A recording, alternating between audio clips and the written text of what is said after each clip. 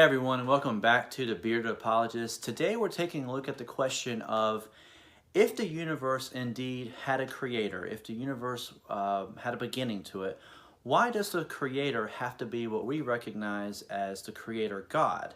Why can't the creator of the universe have been something like matter or energy, perhaps a multiverse, another universe maybe created this universe?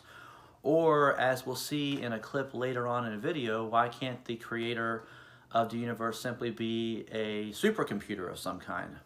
And yes, that was an actual argument put forth by an atheist in a debate with William Lane Craig.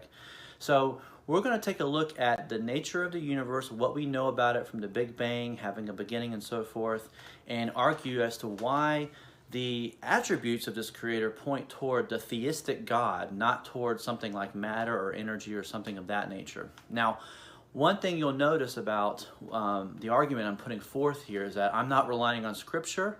I'm not even specifically arguing at this point for the Christian God. I am simply arguing that the evidence and what we know about the universe points to what we understand to be God, as opposed to something, without agency, without a mind, without intelligence, something material perhaps. So let's take a look as to why what we know about the universe has to point to a creator God. Now, many atheists will say, well, I can understand that the universe did in fact have a beginning, but, my argument is that maybe energy or matter or something besides God created it. And the problem is that this actually misunderstands not only the nature of the universe itself, but the necessary attributes that we can derive from that universe which point to a God. And I'll explain what I mean. So let's take a look at a couple of articles about the Big Bang and explain exactly why matter and energy cannot be the creator of the universe. This one article by the Scientific American describes the Big Bang, and it says, in particular, the Big Bang model of the universe begins with a singularity, a point that appeared out of nothing and contained the precursors of everything in the universe in a region so small that it had essentially no size at all. And later in the article, you can see in this paragraph where it says that everything was packed into a point that's infinitely small.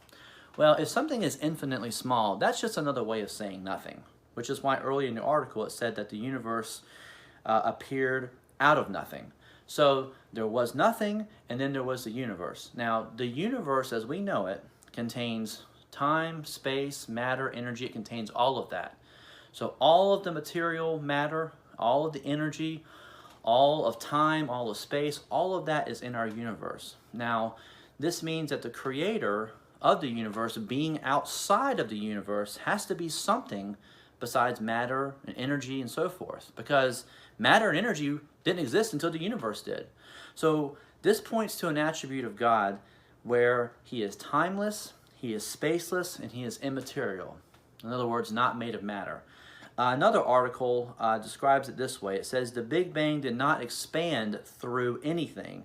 That's because there was no space to expand through at the beginning of time. In other words, there was no space.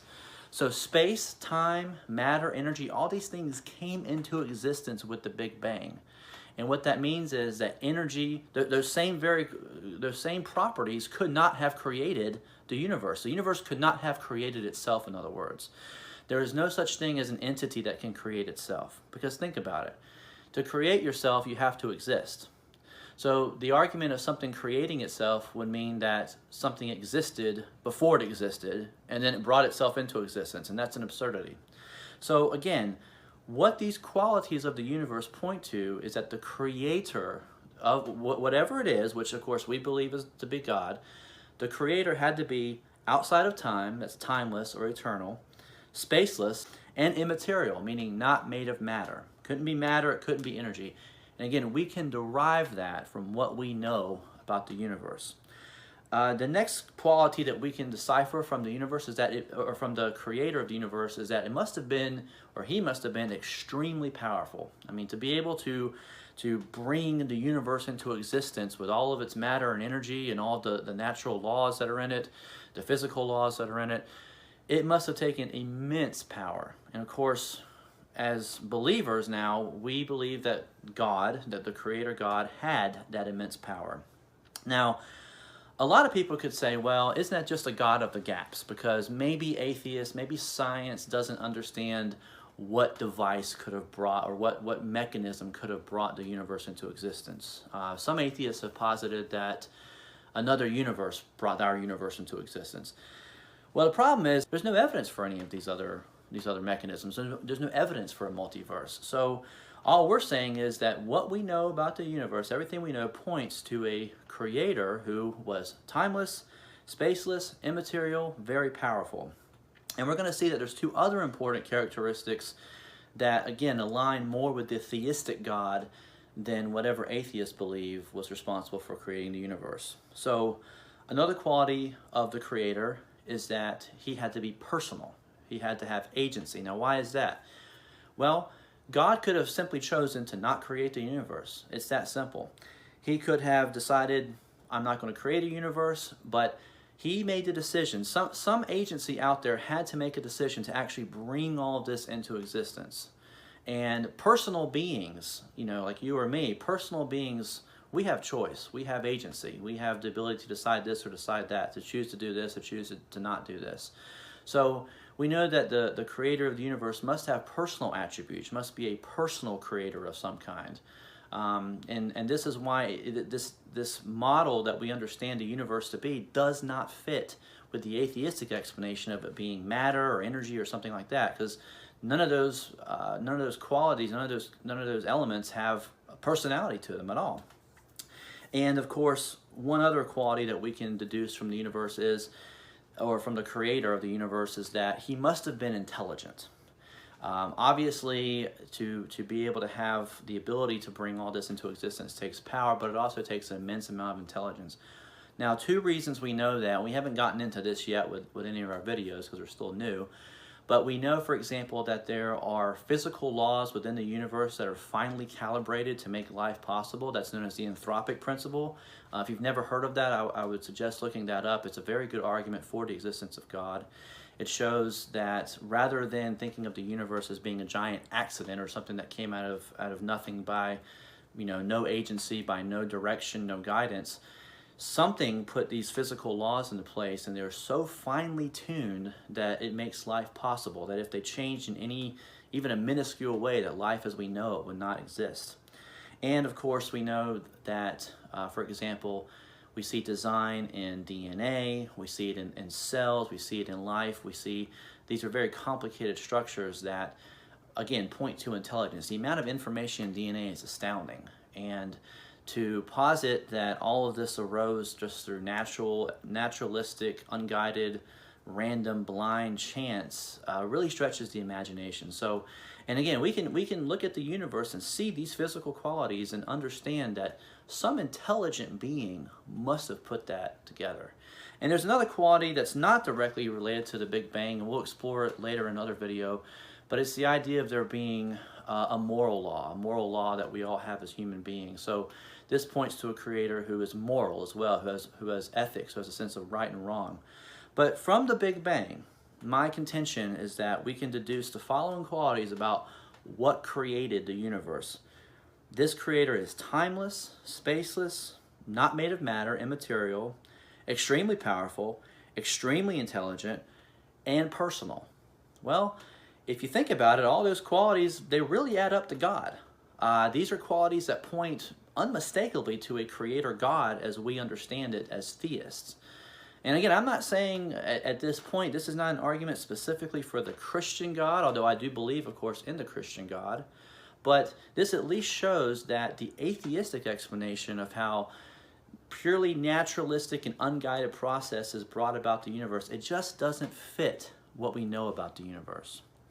Now, in this next clip, you're going to see an interesting exchange between William Lane Craig and an atheist, where this atheist tries to make an argument that a supercomputer is responsible for creating the universe. And it appears to be a serious argument. I mean, he's kind of, it's a little bit tongue-in-cheek, but he appears to be making an argument, hey, why can't the universe, the creator of the universe, be just some big computer somewhere? So let's take a look at that clip, and we'll have some quick analysis afterwards.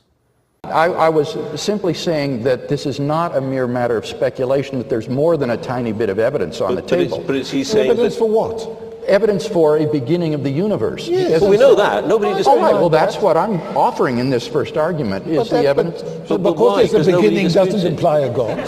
It does if the first premise is true, that whatever begins to exist has a cause. It logically follows. Yeah, that but it therefore- doesn't. But the cause hasn't got to be God. Well, remember I gave an argument for thinking that this cause is timeless, Yes, I know. spaceless, immaterial, enormously powerful, and personal. I think it's a computer. Well, that wouldn't, computers are designed by people. I No, mean, no, this is a self-designing computer.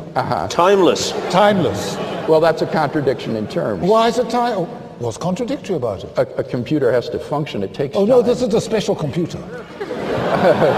Yeah, but it has to be logically coherent. Oh, it's logically coherent. Yes, you have to be Oh logically no, coherent. this And computer besides- is amazing. No, besides, it would have to be, as I said, a personal being. No. And a computer is a physical Not this computer. object. Oh Well, then, no. okay, see, what you're doing is you're actually, what you're calling a computer is really God. A non-physical,